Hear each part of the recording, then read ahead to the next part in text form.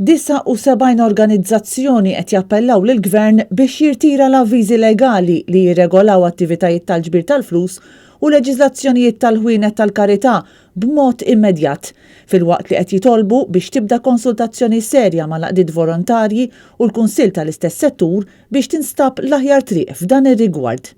Dawn l-għaqdiet qed jinsistu li dawn il-liġijiet il-ġodda se jkunu qegħdin joħolqu burokrazija żejda li l-NGOs mhumiex ippreparati għaliha. Filwaqt li qed jinsistu li huma għandhom dejjem ikunu trasparenti u kontabbli fl-operat tagħhom, l-għaqdiet qed jgħidu li dawn ir-regolamenti qed jiddaħħlu bla ebda konsultazzjoni mal-NGOs infushom.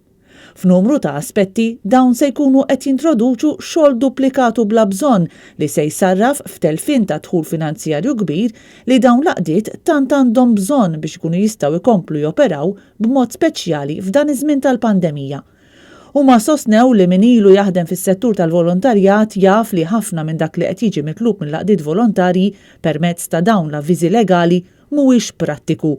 Ma jirriflettix ir-realtajiet li dawn l-għaqdiet joperaw fihom u se jpoġġu piż kbir fuq ir-riżorsi umani li parti kbira minnu isir b'mod volontarju, kif ukoll se jkollu impatt finanzjarju fuq l-għaqdiet infushom li ma piż se jwassal biex jiddemoralizza bil-kbir lil min imexxi dawn l-għaqdiet għad-detriment tal-benefiċjarji tagħhom.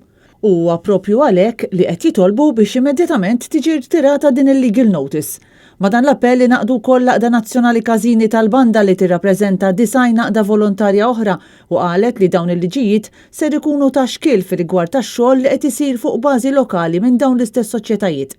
Min-naħa tiegħu fi stqarrija l-kellim tal-Oppożizzjoni għall-għaqdiet volontarji Kevin Kutajjer qal li s'issa quddiem dan kollu l-Gvern baqa' ċass għax mill-lider l-ewwel għax-xaqa meta daħħal ir-regolamenti bla konsultazzjoni u issa ma jafx se jagħmel.